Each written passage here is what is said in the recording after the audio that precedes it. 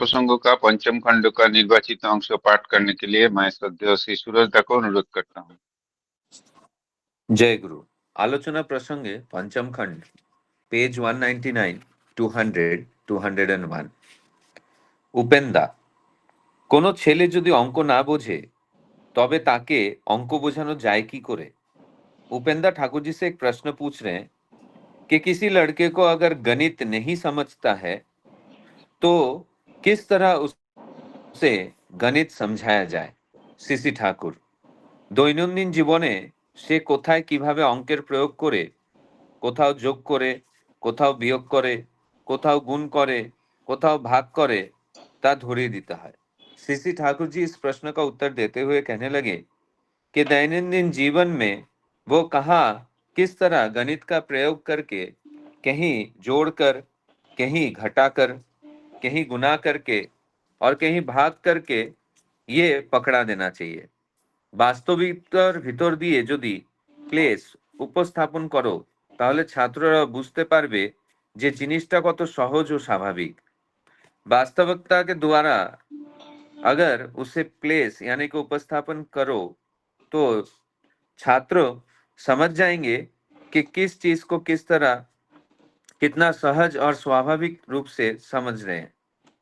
এইভাবে इंटरेस्ट अनुराग बुझिए दिए অজস্র कराते হয় और इसी तरह इंटरेस्ट यानी कि अनुराग जगाकर आप बहुत सारा चीज करवा सकते हैं। প্রথমে এমন কতগুলি করাতে হয় যা সহজে পারে, তা থেকে আস্তে আস্তে কঠিনের দিকে যেতে হয়। पहले आपको कुछ आसान काम करने होंगे और धीरे धीरे कठिन कामों की ओर बढ़ना होगा। ধাপে ধাপে করিয়ে গেলে তখন অসুবিধা বোধ করে না। चरणबद्ध तरीके से आगे बढ़ने पर तभी और असुविधा बोध नहीं करेगा।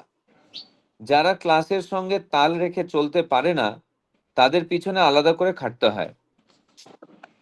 जो बच्चे कक्षा में तालमेल नहीं बिठा पाते हैं और आगे नहीं बढ़ पाते हैं उनके पीछे अलग से मेहनत करना होगा। सब समय उत्साह দিতে হয়, পারগতার বোধটা ফুটিয়ে দিতে হয়।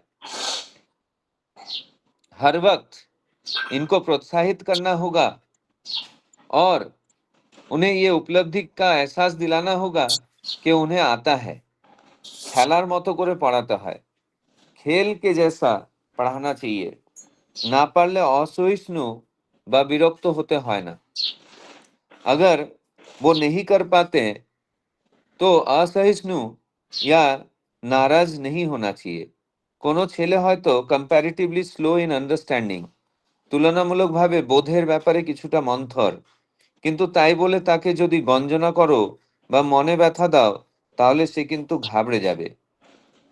कोई लड़का शायद से कंपैरेटिवली स्लो इन अंडरस्टैंडिंग, तुलनामूलक तरीके से बोध के मामले में थोड़ा सा धीमा है, लेकिन इसके वजह से उसे गंजना करो यानी कि डांट फटकार करो या अब उसके मन को चोट पहुंचाओ, इससे वो घबरा जाएगा। যে যেমন তাকে তার মতো করে নার্চার পোষণ দিয়ে টেনে তুলতে হবে, তার ভিতর আত্মপ্রত্যয় গজিয়ে দিতে হবে। जो जैसा है उसे उसी के तरह नर्चर यानी कि पोषण देना होगा और उसे ऊपर खींच लाना होगा, उसके भीतर आत्म प्रत्यय जगा देना होगा।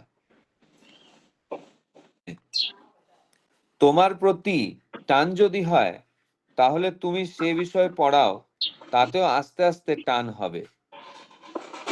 तुम्हारे प्रति अगर उसका झुकाव है तो तुम जो विषय पढ़ाते हो उसमें भी धीरे धीरे उसका झुकाव होगा। প্রত্যেকটা বিষয় আয়ত্ত করার মূলে থাকে তদনুক চিন্তা, চলন, অভ্যাস, ব্যবহার, এক কথায় তদনুক চরিত্র ও মনোভাব। हर एक विषय को सीखने के मूल में यानी कि जड़ में रहता है तदनुक चिंता, चलन, अभ्यास, व्यवहार। एक बात में कहा जाए तो उसी के तरह चरित्र और मनोभाव। অঙ্ক যদি তুমি ওইভাবে চরিত্রগত করে ফেলো তাহলে দেখবে তোমার সান্নিধ্যে এসে ছেলেরা তাদের ও তোমার অজ্ঞাতে অঙ্ক শেখার প্রেরণা সঞ্চয় করে নিয়ে যাবে।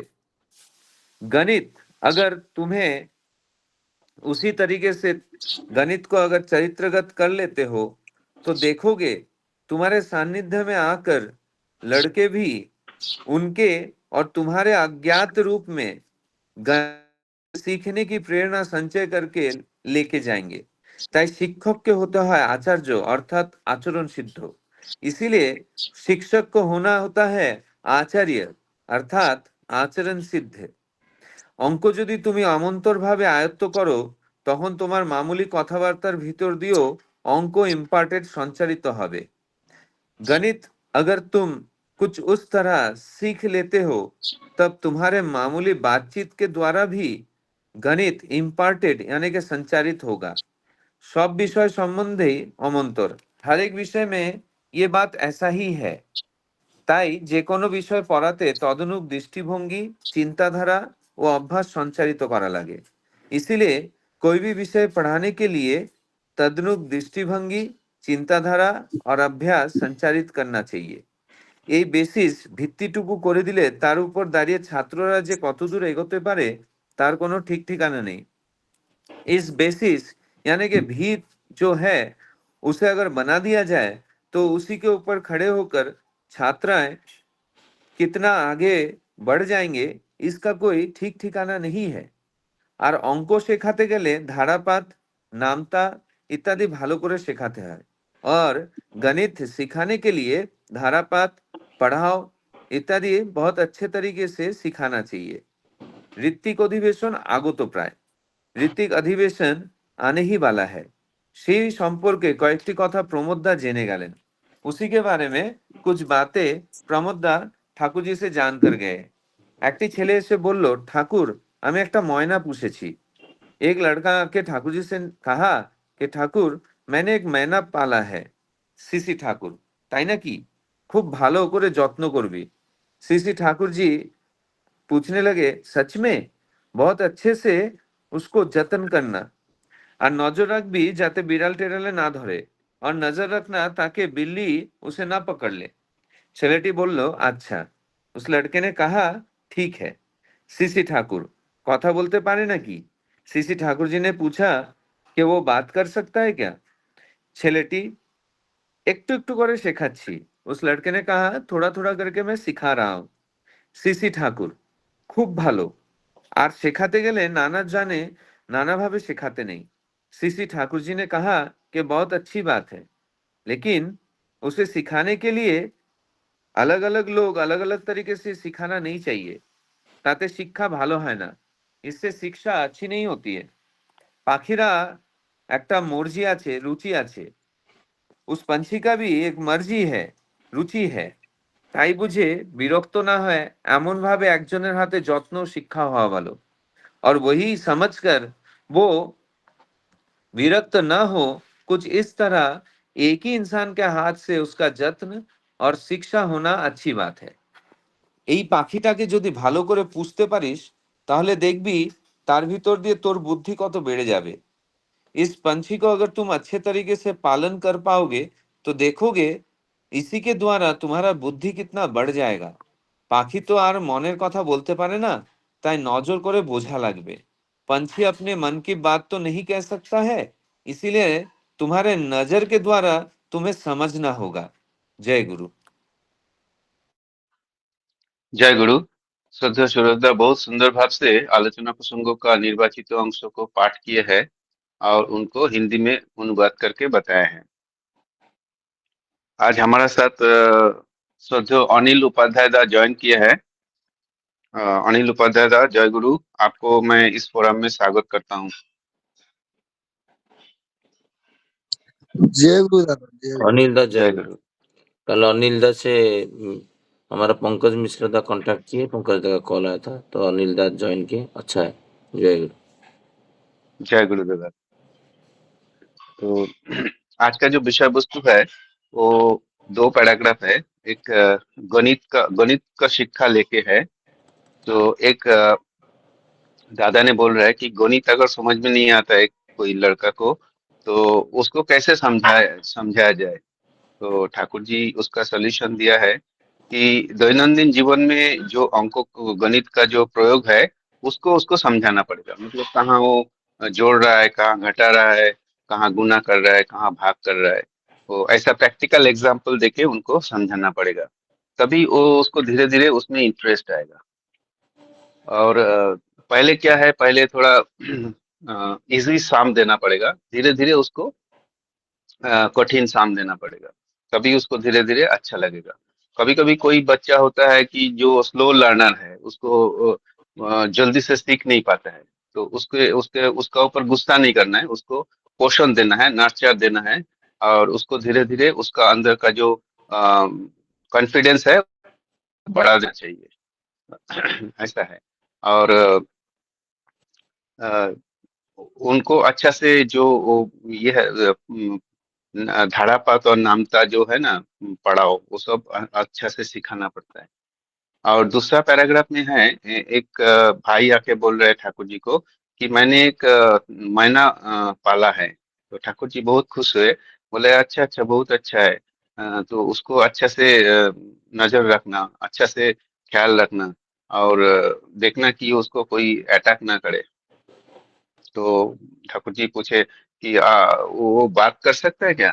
तो भाई ने बोला हाँ हाँ, थोड़ा सा उसको सिखा रहा हूँ। तो ठाकुर जी बोले बहुत अच्छी बात है, लेकिन एक ही आदमी सिखाना चाहिए, नहीं तो अलग अलग आदमी सिखाएगा अलग अलग तरीके से, तो वो ठीक नहीं होगा। एक ही आदमी सिखाएगा तो बहुत अच्छा रहेगा। अ, पंछी जो है उसका भी एक मर्जी और रुचि रहता है, और वो समझ के उसको सिखाना है। पंछी बात नहीं कर सकता है, लेकिन उसका मन का भाव समझना पड़ता है। तो ये है दो पैराग्राफ आज का। तो पहले एक्चुअली वैशाली माँ को आलोचना करना था, लेकिन वैशाली माँ रिक्वेस्ट किया है, बाद में आलोचना करेंगे। इसलिए मैं श्रद्धेय ज्योत्सना माँ को अनुरोध करूंगा आलोचना रखने के लिए 10 मिनट। श्रद्धेय ज्योत्सना माँ, आप आलोचना रख पाएंगे?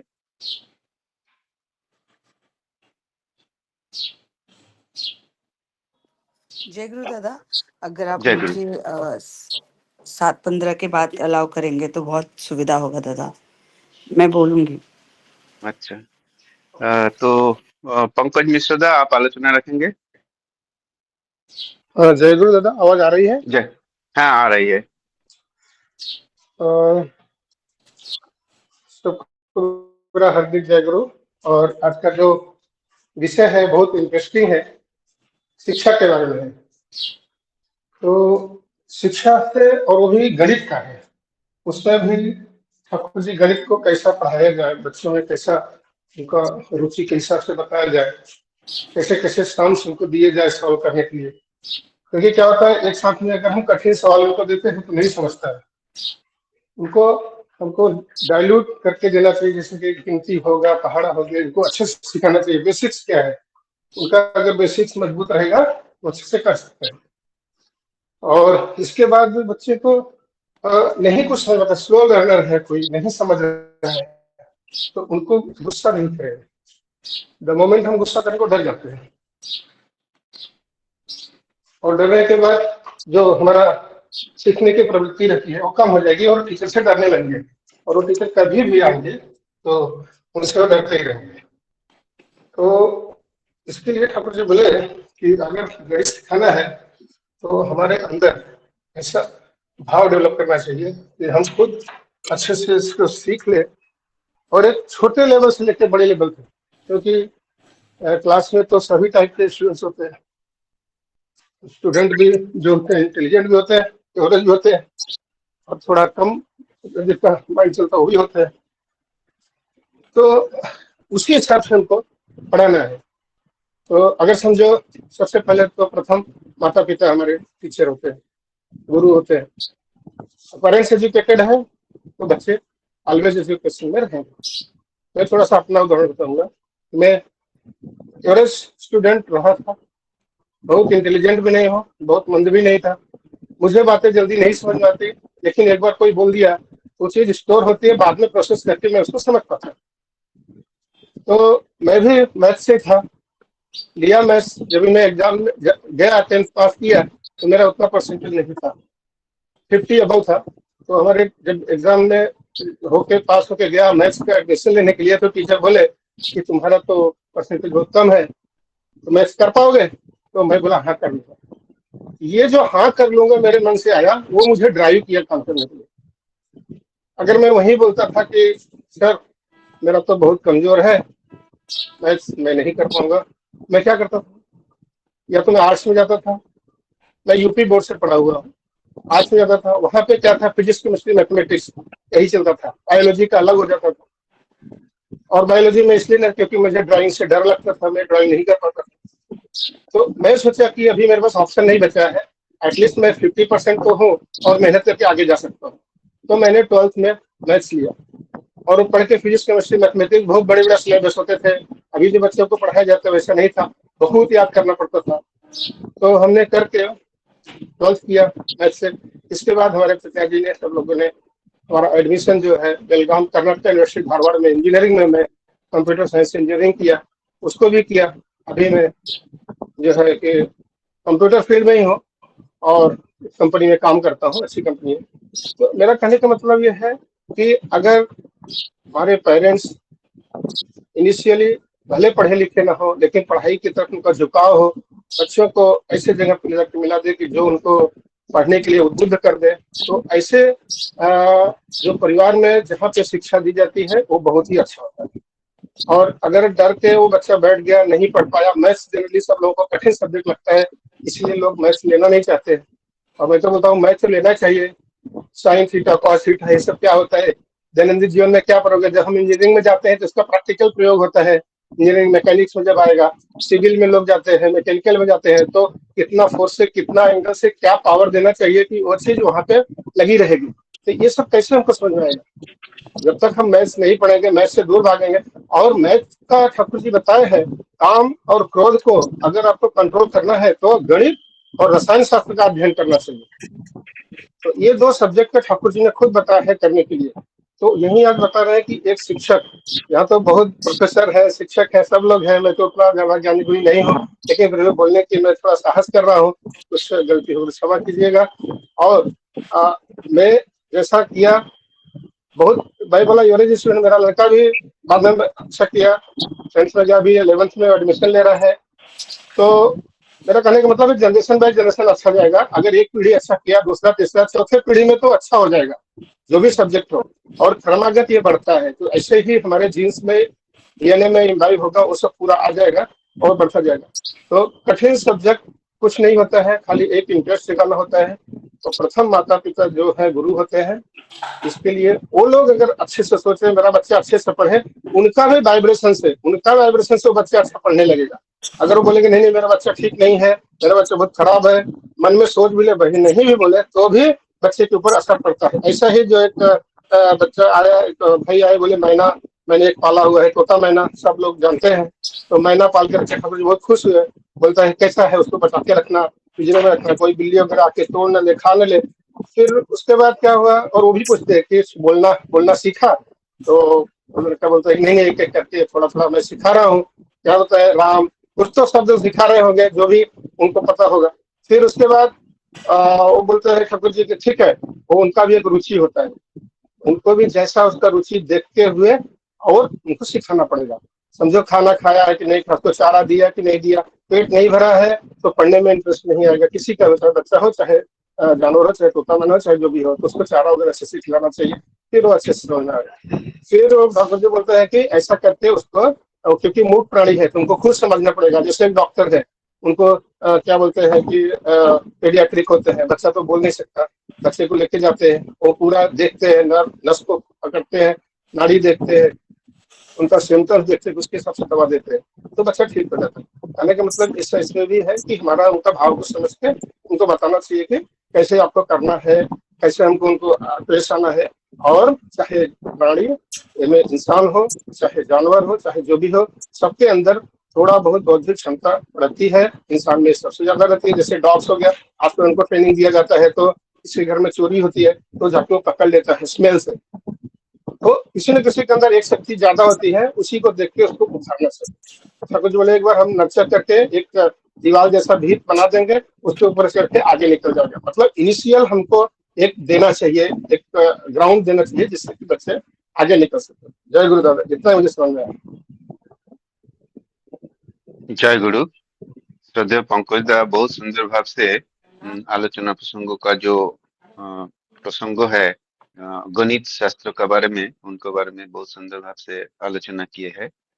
ठाकुर जी जो बोले हैं इसमें इम्पोर्टेंट चीज ये है कि एक जगह में ठाकुर जी बोले हैं कि तुम जो विषय पढ़ा रहे हो वो उसका उस विषय को अगर तुम ठीक से पढ़ाओगे तो धीरे धीरे तुम्हारा ऊपर उसका टान बढ़ेगा।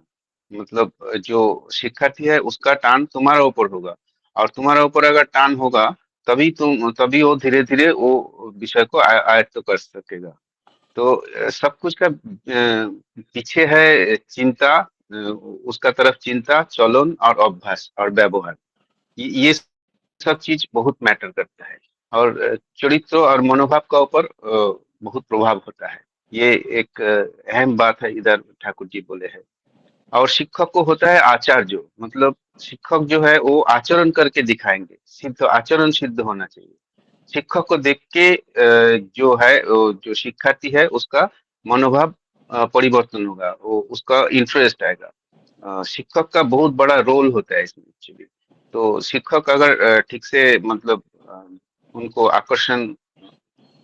आकर्षित कर पाएंगे तभी वो उसका मन से वो गणित का भीति चला जाएगा और वो गणित का ऊपर इंटरेस्टेड हो जाएगा। तो ये विषय वस्तु का ऊपर एक आलोचना रखने के लिए मैं श्रद्धेय वैशाली माँ को अनुरोध करूंगा। दादा सोमनाथ दा, जय गुरु। बानी जय व्रत गुरु। बानी व्रत रहता ज्वाइन किए और थोड़ा हाँ दादा, स्वागत करिए। बानी ब्रत दादा को हाँ मैं स्वागत करता हूँ इस फोरम में। जय गुरु दादा जय दादा। गुरु। जय दादा आप गुरु। कहाँ से है? दादा मैं बेंगलोर से हूँ। ओके, आप आलोचना प्रसंग में जुड़े हैं, जो ग्रुप है व्हाट्सएप जी ग्रुप? जी जी। मेरे को आज मैं पहली बार ज्वाइन किया हूँ। मेरे को शायद 1 महीने पहले वहाँ पे ऐड किया गया था। ओके, आप है ग्रुप में है? जी जी, ग्रुप में हूँ। ठीक है सर। जय गुरु दादा। जय गुरु। जय गुरु। वैशाली माँ आप आलोचना रखें प्लीज। जय गुरुदादा। वंदे पुरुषोत्तमम, वंदे पुरुषोत्तमम, वंदे पुरुषोत्तमम। ठाकुर जी ने कोई भी विषय नहीं छोड़ा है, ये बहुत अच्छी बात है हमारे लिए। सबके काम का कुछ न कुछ, हमारी ज़रूरत का हर चीज़ वहाँ मिल जाता है। और मैं भी एक टीचर हूँ, लेकिन मैं भी वाकई में गणित विषय से बहुत घबराती थी।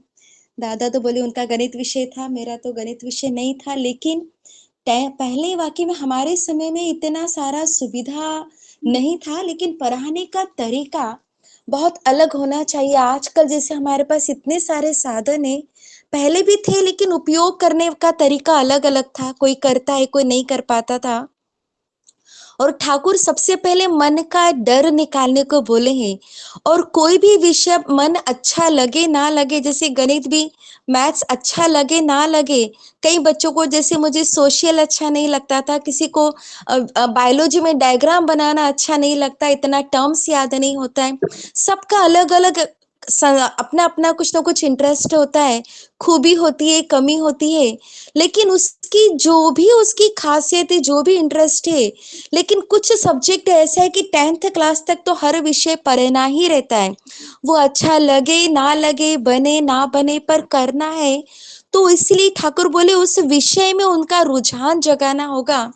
और ये वाकई में दो चीजें होती हैं, या तो किसी को बचपन से कोई विषय में बहुत इंटरेस्ट है, जैसे मुझे बायो में बहुत इंटरेस्ट था, समझ में आता नहीं आता, बस बायो के प्रति एक अलग ही रुझान था, तो बायो पढ़ाने वाला हर टीचर मुझे अच्छा लगता था। या तो कभी कभी किसी को टीचर बीएससी में जाकर के, मुझे एक केमिस्ट्री के जो टीचर थे, मतलब मैं जब बीएससी कर रही थी, मुझसे 2 साल आगे, तो उन्होंने बीएससी फाइनल किया ही था और हम लोग बीएससी फर्स्ट ईयर में आए थे। कॉलेज के प्रोफेसर का मुझे कभी समझ में नहीं आता था और केमिस्ट्री इतना समझ ही नहीं आता था। लेकिन उन टीचर के संपर्क में आने पर विषय इतना सरल हो गया कि मैंने जो भी लिया, लेकिन बीएससी तक के बच्चों को भी केमिस्ट्री पढ़ाने का कॉन्फिडेंस आया और मैं पढ़ा पाती थी। अभी भी 11th-12th का कुछ बच्चे बेवकूफ नहीं बना पाते, मुझे समझ में आ जाता है वो विषय। तो या तो कोई टीचर अच्छा होगा तो विषय अच्छा लगने लगता है, या तो विषय अच्छा है तो टीचर अच्छा लगने लगता है। दोनों ही हो सकता है, जिसका जो भी हो। लेकिन विषय के ऊपर बच्चे का रुझान जगाने के लिए, खास करके मैथ्स के लिए, जो ठाकुर ने अलग अलग टिप्स दिए हैं कि छोटी छोटी सी, और ये वाकई में मैथ्स हम दैनिक दिनचर्या में भी इसकी आवश्यकता पड़ती है। जैसे मैं खुद मेरे बच्चों को कई बार सब्जी ले जाने जाती थी, तो 2-3 बार उसके हाथ में पैसा दे कि सब्जी का दाम भी तू पूछ, भाव कर, कितना लिया, कितने का हुआ, 50 रुपया दिया तो कितना रुपया वापस आएगा, ये तू खुद गिन। मैं खाली खड़े रहूंगी, मैं ना पूछूंगी ना बोलूंगी, लेकिन गिन करके लेना है। लेने के बाद फिर कंफर्म भी करना है। बच्चे कई बार जाते थे दुकान से कुछ सामान लेना है, पहले तो जीपे का नहीं था, उस समय की बात है।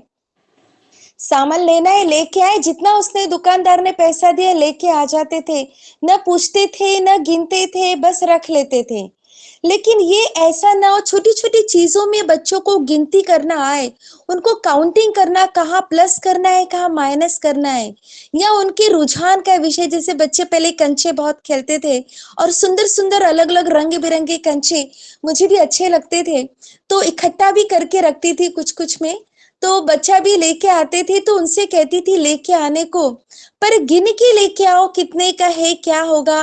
तो बच्चों को जो चीज में अच्छा लगता है, छोटी छोटी सी चीजें भी बच्चों को बहुत अच्छी लगती है, लेकिन उसको गिनती करना आना चाहिए कि कितना पैसा हुआ, एक कंचे का इतना रुपया है तो 10 का कितना होगा, 50 रुपया दिया तो वापस कितना मिलेगा, कहाँ माइनस करना है कहाँ प्लस करना है। ये उनको दिमाग में आए कि प्लस माइनस मल्टीप्लाई डिवीजन ये 4 बेसिक चीजें हैं, लेकिन किस जगह क्या करना है, ये छोटी छोटी बातें दिमाग का एक एक्सरसाइज हो, वो कर सके। ठाकुर के समय का एक छोटी सी घटना जो मैं सुनी थी। ठाकुर उस समय में बहुत सारी माएँ तो पढ़ी लिखी नहीं होती थी, विवाह भी जल्दी हो जाता था, लेकिन कुछ बाद में उनको लगता था कि बेसिक कम से कम 10वीं पास, मैट्रिक पास हो। तो ठाकुर ने कुछ शाम के समय ऐसी व्यवस्था किए थे कुछ माओं के लिए, और एक दादा को बुलाए थे कि तुम इनको, बहुत दादा अच्छे बड़े पढ़े लिखे, वो अपने आप को सोचते थे और अच्छे भी थे। तो ठाकुर ने उन्हें वो जिम्मेदारी दी कि शाम को माओ का सब काम हो जाता है, शाम को कार्य के बाद वो लोग वहां एक जगह आकर इकट्ठा होती थी, और वो दादा को कहा था तुम जाकर उनको गणित विषय थोड़ा समझाओ। दादा बहुत अच्छे थे, बहुत ज्ञान था उन्हें, लेकिन ज्ञान होना और ज्ञान दे पाना में बहुत अंतर आ जाता है। जैसे मैं खुद देखती हूँ, मेरे प्रोफेसर्स का मुझे समझ में नहीं आता था, लेकिन मुझसे सीनियर्स जो है उनका मुझे समझ में आ जाता था। क्लास में कई बार फ्रेंड से समझाती थी, उनका आ जाता था। तो वहां पर भी ऐसे ही कुछ रखी माएँ थी। बहुत उम्र हो गया था, एक समय के बाद विषय को पकड़ पाना बहुत मुश्किल हो जाता है, लेकिन ठाकुर का भी मन था और माओ का भी मन था कि कम से कम मैट्रिक पास करें। तो दादा पढ़ाते थे, बहुत कोशिश करते थे, उनकी तरफ से बहुत पुटअप किया, लेकिन कुछ को समझ में नहीं आता था। वो दादा बहुत परेशान होके ठाकुर के पास आकर के थोड़ा ऐसा शिकायत भरे लहजे में बोले कि ये क्या सीखेंगे, इनका कुछ नहीं हो सकता। तो ठाकुर उनसे बोलते हैं कि धोबी को देखो, धोबी के यहाँ पे क्या साफ कपड़ा जाता है, यदि धुला कपड़ा जाएगा तो धोबी की क्या खूबी है। मैकेनिक के पास गाड़ी कभी अच्छी गाड़ी आती है क्या, खराब गाड़ी को भी अच्छे से कर दे वही तो अच्छा मैकेनिक है। तो वो दादा को समझ में आया, लेकिन अब माओ को समझाए कैसे ठाकुर का यही कि 1 to 1 जो यहाँ भी ठाकुर बोले, सारे बच्चों का समझ एक जैसा नहीं होगा, सबको अलग अलग भी करना होगा और छोटी छोटी उपलब्धि भी उनको महसूस कराए। कोई कमजोर बच्चे ने थोड़ा सा भी काम किया, उसको बहुत अप्रिशिएट करना होगा, उसका आत्मविश्वास बढ़ाना होगा। क्लास में भी जैसे मैं करती, कोई बच्चा बहुत कमजोर है लेकिन छोटा सरल सा क्वेश्चन उससे पूछती हूँ, कल क्या कराया, वो डायग्राम दिखा के वो बताता है, उसको बहुत क्लास में तारीफ करती, वाह इसको याद है, बाकी तो सब ध्यान ही नहीं देते। थोड़ा सा वो मन से खुश हो जाता है। तो वो ऐसे पहले जो लॉगरिथम जो ये साइन कॉस्ट में tan theta, right angle triangle कुछ कुछ है, ट्रिग्नोमेट्री, वो दादा कह रहे थे ये टॉपिक इन लोगों को कैसे सिखाया जाए। तो ठाकुर उसी समय कहते एक दादा या माँ से, वो खलबत्ता जो होता है कूटने का, मसाला कूटने की, वो लेके आओ। और वो माँ को भी बुलाए, माँ जो जिनको नहीं आ रहा था बेचारी, वो भी परेशान थी, कोशिश तो कर रही थी लेकिन समझ नहीं पा रही थी, विजुअलाइज ही नहीं कर पा रही थी। ठाकुर ने वो खलबट्टी मुसलदानी जो है मसाला दानी को सामने रखकर ऐसा सीधा रखा कि ये देखो, ये परपेंडिकुलर लंब कहते हैं जो सीधा है, फिर इसको तिरछा किया, हाइपोटेनस, ये कर्ण होता है। तो वो जो, क्योंकि माए तो दिन भर मसाला किचन में लगी रहती थी, रसोई के सामान से ठाकुर को ये पता है। इसीलिए यहाँ पर मुझे लगता है मैना के बारे में जो ठाकुर एक उदाहरण इसी बीच आया है कि अनुसंधित स्वा सेव्या, सामने वाले की रुचि का अनुसंधान करके उसे समझा पाना, सामने वाले का विषय क्या है, वो उसका मतलब किस परिवेश में वो रहता है, वो परिवेश। माओ का तो रसोई पूरा समय दिमाग में चलता है, अभी भी रसोई से आई है, फिर उनको सबकी वही चिंता है, तो वहां के सामान को, अब वो दादा का तो वो दिमाग वहां तक गया नहीं, लेकिन ठाकुर सामने रखकर माँ के दिमाग में एक इमेज बना दिया कि त्रिभुज कैसा होता है, और खास करके समकोण त्रिभुज, वो माँ को एकदम क्लिक कर गया और एकदम जैसे समझ में आ गया हो, और उनका एकदम जो विश्वास के साथ, हाँ दादा समझ गई ये बात, एक मतलब बच्चे के सामने से जब ये रुझान आता है, हाँ समझ पकड़ में आ गया, मतलब एक पॉइंट पकड़ में आ गया, उसका सेंटर को उन्होंने पकड़ लिया। यही बच्चों में डालना है, और ये कॉमनली हो नहीं सकता। आजकल का जो शिक्षा पद्धति है, एक साथ सारे बच्चों को एक ही मेथड कराते हैं, लेकिन उसके बाद कुछ बच्चों को, ये टीचर में जो ठाकुर शिक्षक के बारे में बहुत सारा बताए, बच्चों को कुछ कुछ कमजोर बच्चे होते, कमजोर मीन्स कह नहीं सकते, लेकिन हाँ उनका अलग तरीका, किसी किसी को उस विषय में कम रुझान है, उनको वो तरीका समझ में नहीं आया जो हम समझा रहे हैं, उनको अलग से भी समय देना होगा, अलग से उन्हें बुला करके एक बार थोड़ा 2 4 5 दिन, मैं भी देखती हूँ क्लास में कुछ बच्चे, यहाँ तो गैप होता है तो छूट जाता है, और उनको अलग से बुलाकर थोड़ा सा बिठा करके डायग्राम वगैरह, आजकल तो इतने, मैं गूगल में खोल के वीडियोस भी कभी कभी दिखाती हूँ, जो स्प्रिंकलर इरिगेशन, ड्रिप इरिगेशन, कहाँ बच्चे आजकल खेती में जा रहे हैं, पर वीडियो देख करके उनको समझ में आ जाता है, उसका एडवांटेज डिसएडवांटेज बहुत कुछ वो विजुअलाइज कर पाते हैं। तो इस तरह से उनके आगे जिस विषय से रिलेटेड है, वो बच्चों के आगे रखा जाए, कुछ बच्चों को अलग से समय देकर अलग मेथड में, उनको पहले टीचर उसको समझे कि मैना को कैसे समझ में आएगा, क्या इसकी जरूरत है, कैसे इसको खिलाया जाए, क्या बताया जाए, उसका कैसे केयरिंग किया जाए, तो वही रुझान के अनुसार उसका अनुसंधान कर, हर अलग कुछ कुछ बच्चों पे अलग मेथड भी अपनाना पड़ेगी, तब भी उसे किया जाए, और बहुत पेशेंस के साथ और बहुत इनोवेटिव वे में। एक हम भी, तो हम टीचर भी, मैं भी लगता है कभी कभी तोता रटन हो जाते हैं, क्योंकि एक ही चीज 10 साल से पढ़ा के याद है, लेकिन सामने वाले बच्चे को कुछ अलग तरीके से, कुछ अलग उदाहरण ले करके रिलेट करके बताना होता है, तो वो बहुत जल्दी कैच कर लेता है। बस वही ठाकुर कह रहे एक एक को अलग अलग भी लगाना पड़े, विधि लगाकर उसके विषय में इंटरेस्ट जगाया जाए, तब देखिए गणित से कोई भागेगा नहीं।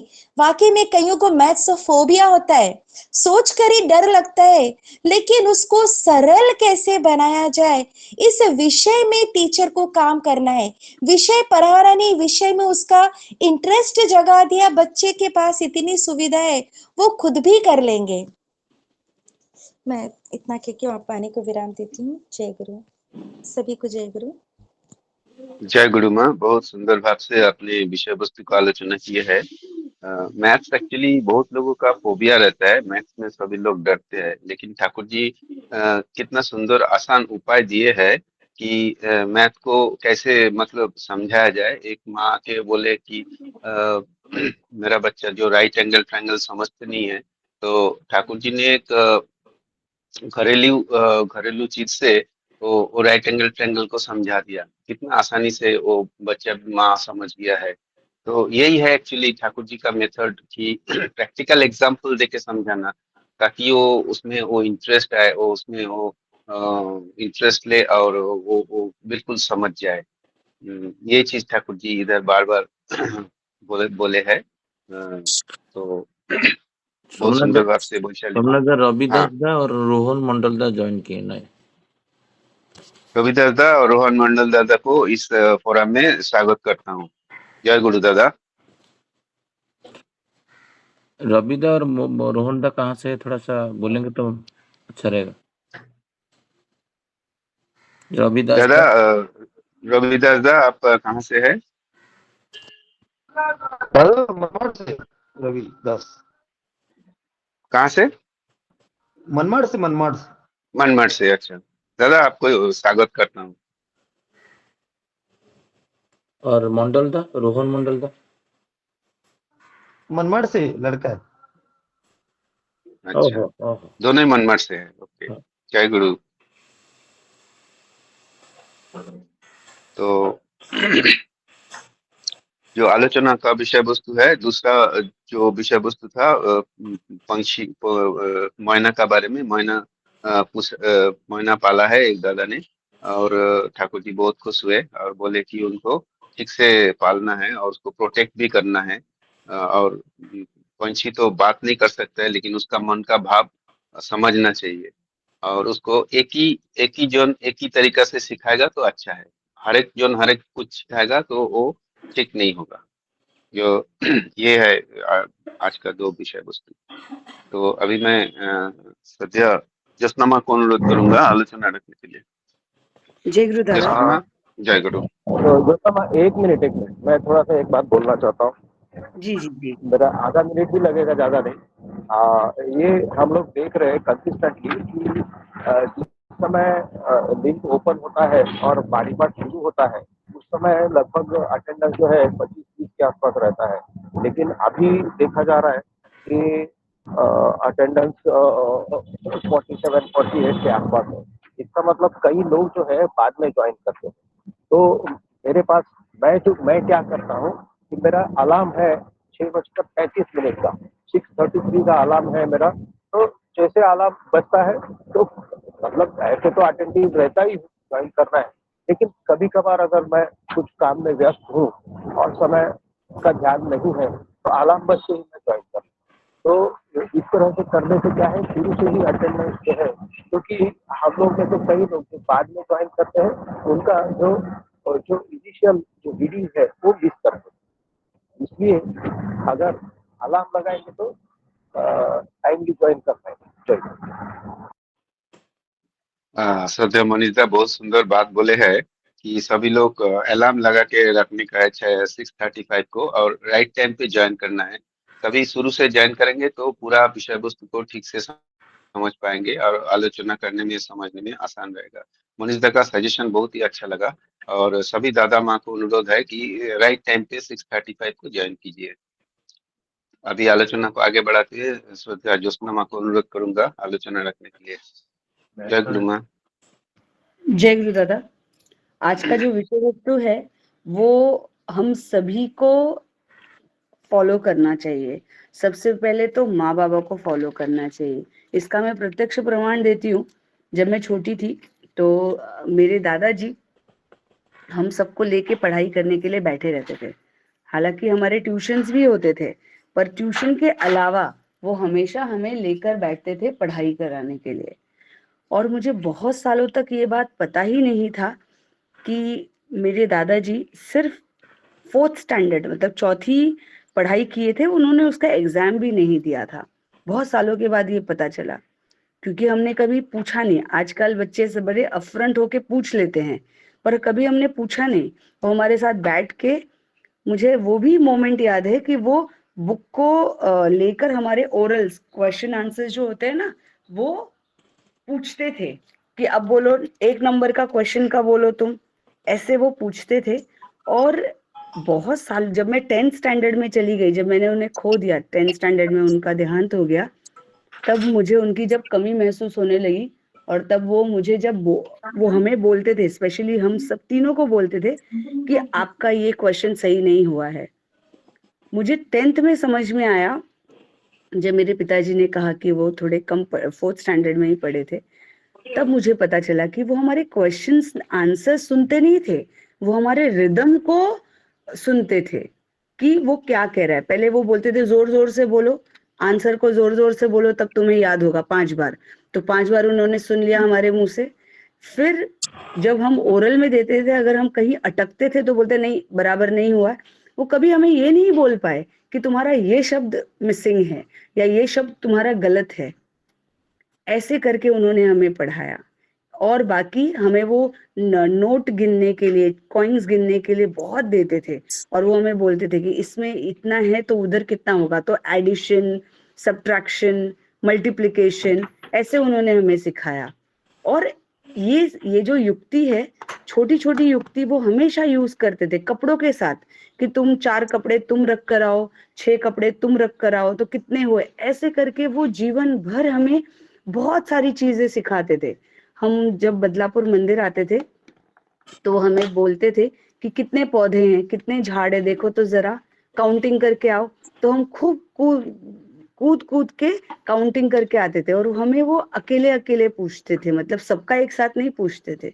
वो बोलते थे तुम बताओ तुमने कितने काउंटिंग की, तुमने कितने काउंटिंग की। तो अगर सेम हुआ, मतलब आंसर पौधे इतने ही हैं, झाड़ इतने ही हैं। और अगर 19-20 हुआ तो बोलते थे जाओ दोनों का गलत है, जाकर फिर से गिन कर आओ। बोलने का मतलब ये है कि ये जो शिक्षा है, हम बहुत सारे पेरेंट्स को हमें लगता है कि टीचर्स हैं, स्कूल के टीचर्स जो हैं, वो हमें वो बच्चों को पढ़ाएंगे, वो ही अच्छा पढ़ा सकते हैं, या उन्हें सब कुछ पता है।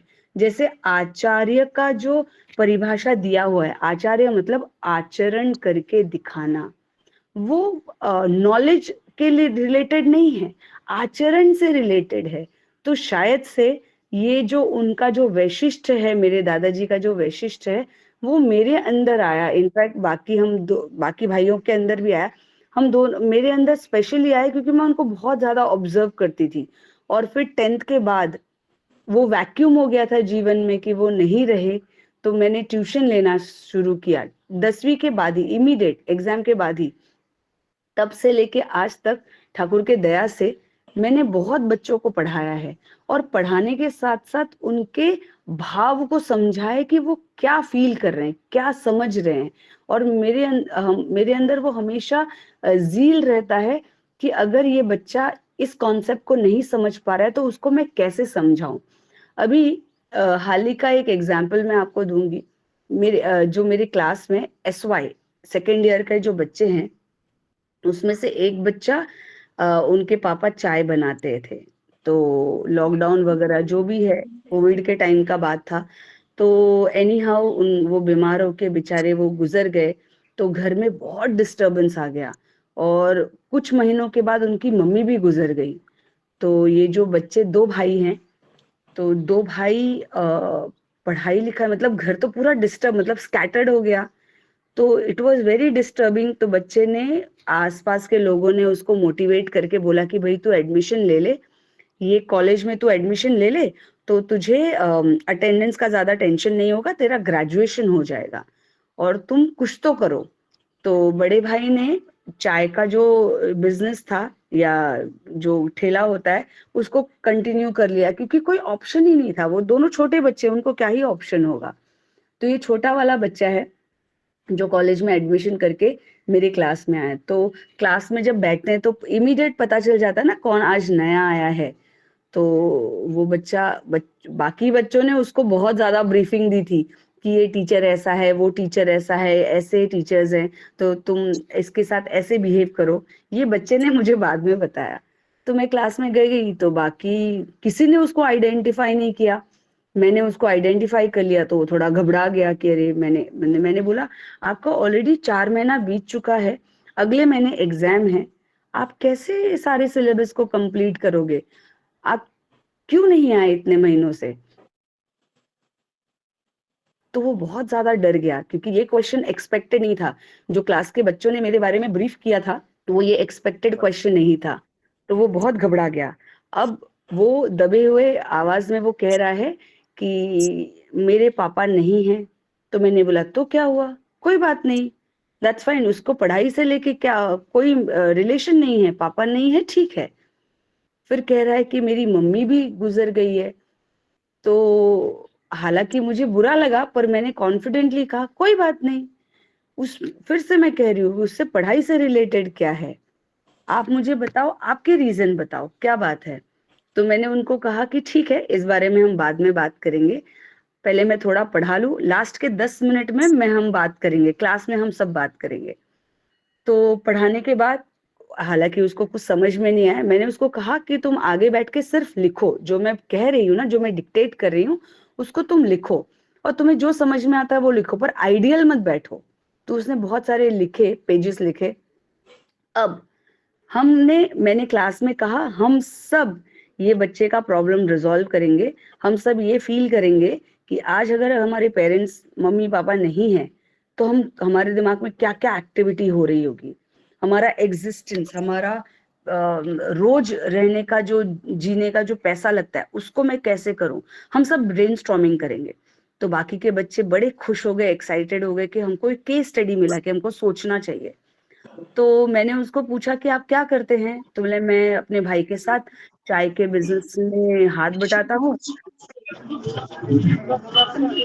ये दोनों साइड अच्छे रणपालीदा आपका माइक ऑन है, आप प्लीज ऑफ कीजिए। यस।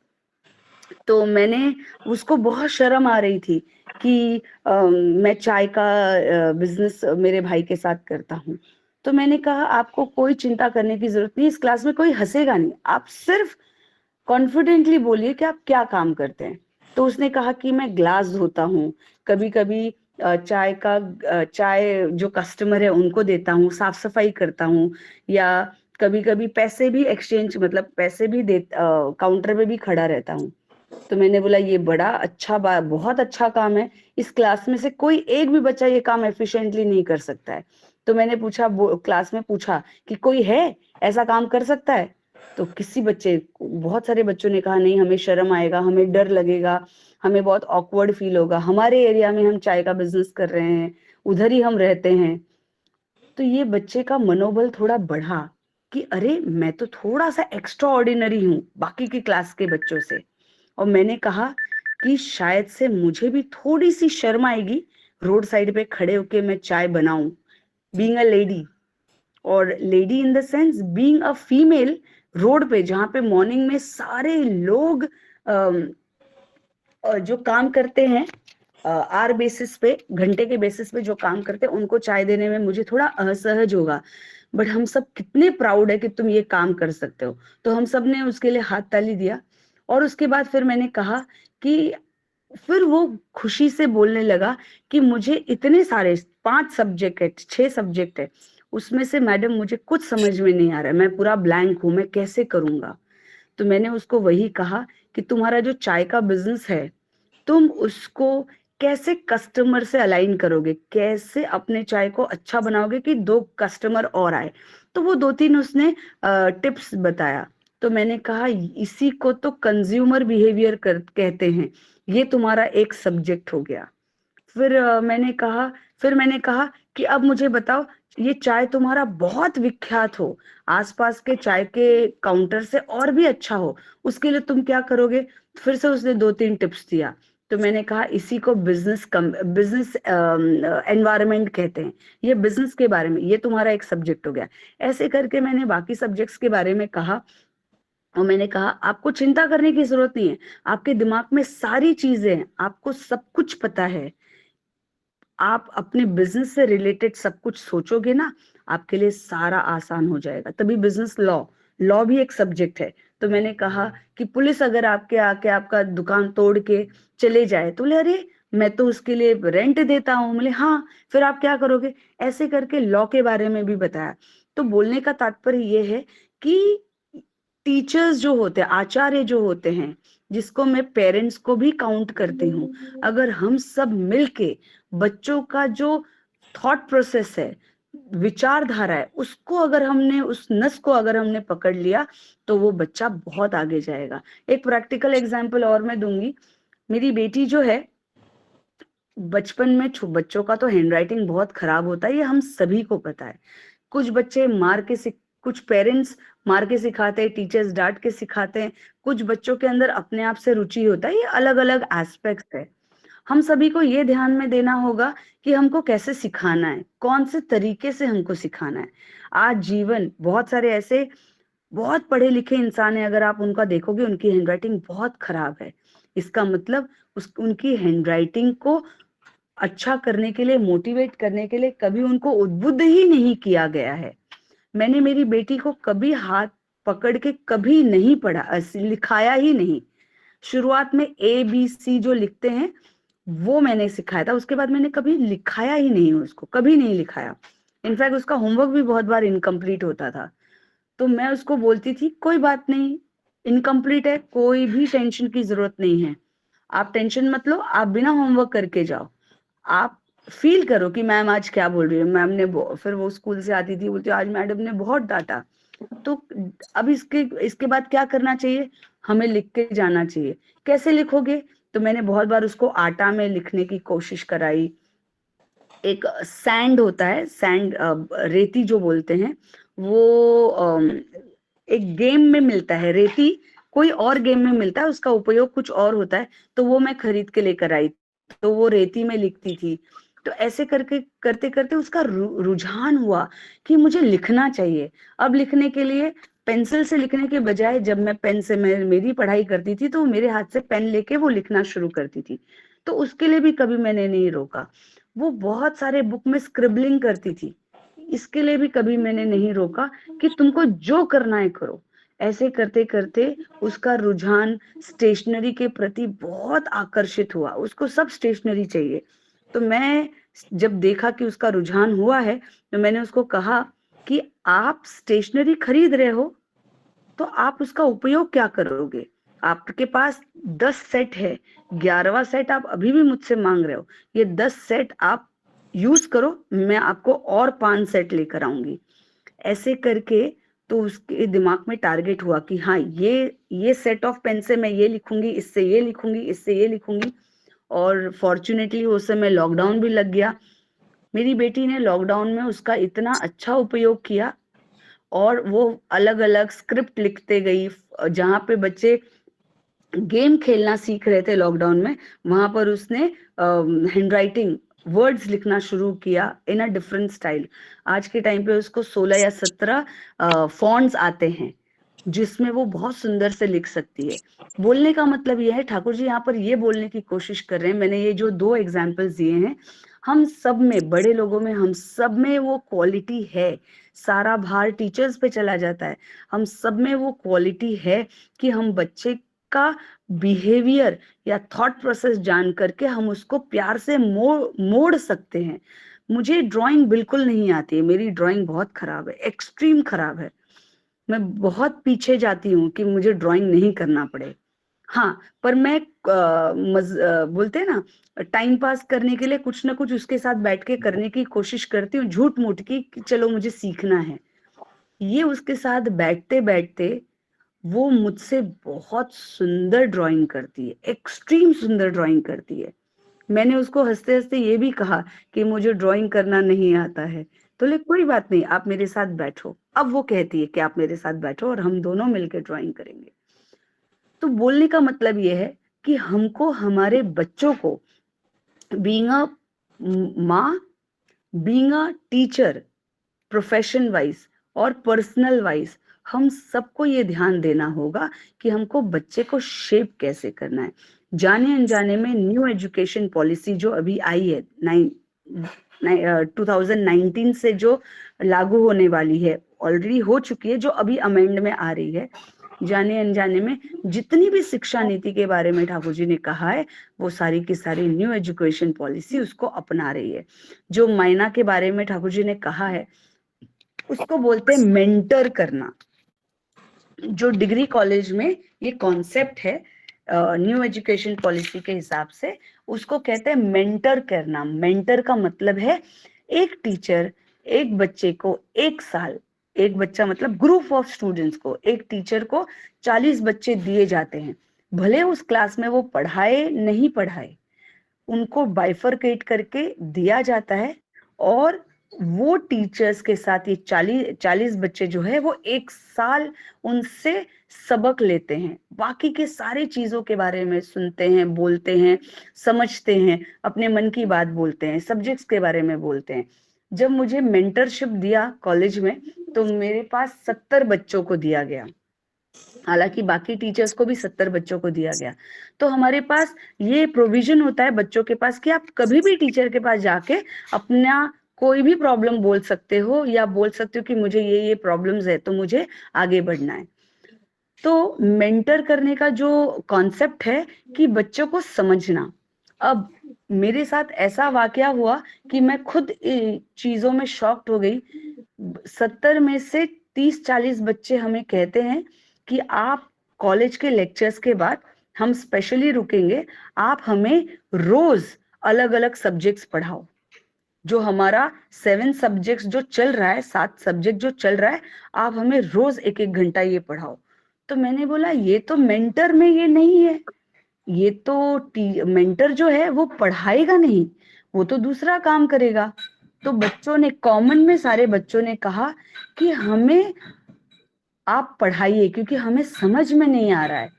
तो मैंने बोला कि अरे ये 4 सब्जेक्ट के बारे में मैंने कहा एग्जाम्पल, कि ये तो मैंने कभी ज्यादा पढ़ाया ही नहीं है, मैं कैसे पढ़ाऊं।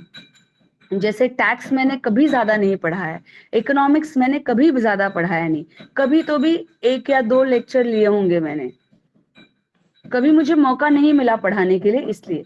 तो बच्चे मुझे कॉन्फिडेंटली कहते हैं कि नहीं, हमें कॉन्फिडेंस है कि आप हमें पढ़ा लोगे, आप पढ़ाइए, हम सीख जाएंगे आपसे। आप ये इतना ज्यादा मिरेकल वाला बात था कि मैं बच्चों को सारे सब्जेक्ट्स पढ़ा रही थी। जो एक टीचर को कोई भी एक सब्जेक्ट में मास्टर्स होते हैं, यहाँ पे मैं सातों के सातों सब्जेक्ट्स पढ़ा रही थी with permission of principal obviously, क्योंकि ये अनएथिकल काम है जो कॉलेज में करता है। तो मैंने ये प्रपोज प्रिंसिपल को दिया, बच्चों ने उसको अश्योर किया, और मैंने ये कहा कि ये बच्चे डिमांड कर रहे हैं, और वो सारे बैच के बच्चों का बहुत अच्छा मार्क्स आया। और फिर धीरे धीरे वो मेरे सारे आचरण को सीख गए।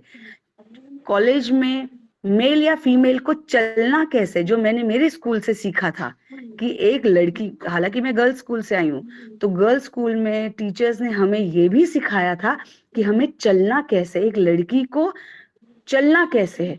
तो ये भी बच्चों ने, डिग्री कॉलेज के बच्चों ने मेरे आचरण से ये भी सीखा कि हमें चलना कैसे चाहिए। तो बोलने का तात्पर्य ये है कि हम बच्चों के दिमाग में जब ये इनवाइब कर देंगे ना कि आप दुनिया का सब काम कर सकते हो। जब मैं क्लास में एंटर होती हूँ तो मैं हमेशा बच्चों, नए क्लास को ये कहती हूँ कि मैं ज्यादा ज्ञान मेरे पास नहीं है, आप मुझसे ज्यादा नॉलेजेबल हो, आप मुझसे ज्यादा टैलेंट वाले हो, आप मेरे से ज्यादा ज्ञान रखते हो, क्योंकि आपके हाथ में फिंगर टिप में गूगल है। हमारा ज्ञान लिमिटेड है। मैं आपको सब्जेक्ट नहीं पढ़ाऊंगी, मैं जय आपको गुरु ये माँ। उस सब्जेक्ट को कैसे समझते हैं, ये, हाँ दादा मैं 1 मिनट में वाइंड अप करती हूँ। उस सब्जेक्ट को हमको कैसे पढ़ना है, मैंने कभी बच्चों को ये इन्फोर्स नहीं किया कि उस सब्जेक्ट को कैसे पढ़ना चाहिए, याद कैसे करना चाहिए। मैंने ये उनको बताया कि उस सब्जेक्ट के अंदर का एसेंस क्या है, ये आपके सिलेबस में क्यों दिया गया है, आपको ये पढ़ना क्यों है। तब बच्चे बहुत रुचि से पढ़ते हैं। इतना ही बोल के मैं अपने शब्द को विराम देती हूँ। आप सभी से रिक्वेस्ट करती हूँ, पेरेंट्स से, टीचर से, कि हमको बच्चों के साथ उनके अंदर मनोबल बढ़ाना है कि आप कॉन्सेप्ट को समझिए, और कॉन्सेप्ट पूरी दुनिया में है, खाली बुक में नहीं है, पूरी दुनिया। पोछा लगाते समय भी कॉन्सेप्ट है। तो अगर जब हम उनके अंदर ये डाल देंगे तो बच्चे कभी भी पीछे नहीं रहेंगे पढ़ने से। सभी को मेरा जय गुरु। जय गुरु। श्रद्धेय ज्योत्सना माँ बहुत सुंदर भाव से और विस्तारित भाव से ये आलोचना प्रसंगों का जो प्रसंग है वो उन्होंने आलोचना की है, व्यक्ति मतलब पर्सनल एग्जाम्पल देके और सब कुछ जीवनीय उदाहरण देके आलोचना की है। जो मतलब आ, आचार्य जो होता है वो आचरण करके दिखाता है। तो पेरेंट्स को भी, टीचर को भी सब आचरण करके दिखाना पड़ेगा, तभी बच्चे को उसमें इम्प्रेशन आएगा। बहुत सुंदर आलोचना रखे हैं माँ ने। अभी तो समय तो हो गया है, लेकिन अगर कोई दादा माँ आलोचना रखना चाहेंगे तो हैंड रेस करके आलोचना कर सकते हैं 5 मिनट। जय गुरु। अगर कोई दादा माँ आलोचना रखना चाहेंगे। जय गुरु। हाँ आज दादा का जो बोलिए। विषय हाँ आज का जो विषय वस्तु है बहुत ही सुंदर है। दोनों ही जो टॉपिक है इतना सुंदर है कि बच्चों को कैसे मतलब मैं तो ये आज का बात सुनने के बाद में मतलब वैशाली माँ जो बोली है, ज्योत्सना माँ जो बोली, तो मुझे ऐसा लग रहा है कि हमारे घर में भी बच्चे हैं, तो ये चीज शायद मैं नहीं करता हूँ और मुझे अप्लाई करना चाहिए। तो ये जो बात है। और दूसरा जो है जो तोता को एक लड़का पाला है और वो बताया, तो उसके ऊपर भी ठाकुर जी किस तरह से शिक्षा दिए कि मतलब जो मेंटरशिप है, तो एक एक को मतलब उन्होंने ये बोला ठाकुर जी ने कि 3-4 लोग उसको नहीं सिखाए, वो कंफ्यूज हो जाएगा, एक व्यक्ति उसको सिखाए बोलना। तो बहुत ही सुंदर आज का आलोचना का विषय था। इसको हमको गहरे रूप से बार बार पढ़ना चाहिए और उसको समझने के लिए, क्योंकि एक एक सेंटेंस जो है इसका इम्पोर्टेंट। तो यही मैं बोलूंगा। जय गुरु। जय गुरु। अंत में मनीष दा बहुत सुंदर भाव से पूरा विषय वस्तु को समराइज किया है। सभी दादा माँ ने बहुत सुंदर भाव से आलोचना रखे हैं। मनीष दा ने अच्छे से समराइज किया। लंकर दा जय गुरु आलोचना करेंगे। जय गुरु दादा, 2 मिनट ज्यादा नहीं। हाँ हाँ हाँ करिए दादा। जय गुरु। आज का सर्वप्रथम है हमारे ज्योत्सना माँ और वैशाली माँ का बहुत सुंदर ढंग से, और एक दादा ने भी जो बोला, बहुत उनका पहले मैं आभार व्यक्त करता हूँ। और वो तो है प्रोफेसर लाइन में बस एजुकेशन लाइन में, लेकिन बोलना भी जो कंटिन्यूस ऐसा बोलना भी बहुत कठिन रहता है, लेकिन बहुत सुंदर होगा इतना मेरे। और दूसरी मेरे को ये सुनते सुनते मेरा जो बड़ी लड़की जो डोमिली रहती है, तो मेरा बचपन का वो स्कूल में जाती थी। कभी कभी मेरे तो ज्यादा पढ़ाई लिखाई नहीं कर, लेकिन जब वो स्टडी करने के लिए मैं उनको लेके बैठता था, कभी कभी इतना गुस्सा होता था, वो नहीं आता था बच्चों, तो हम गुस्सा होते, अरे इतना हम करते, आप तो करते।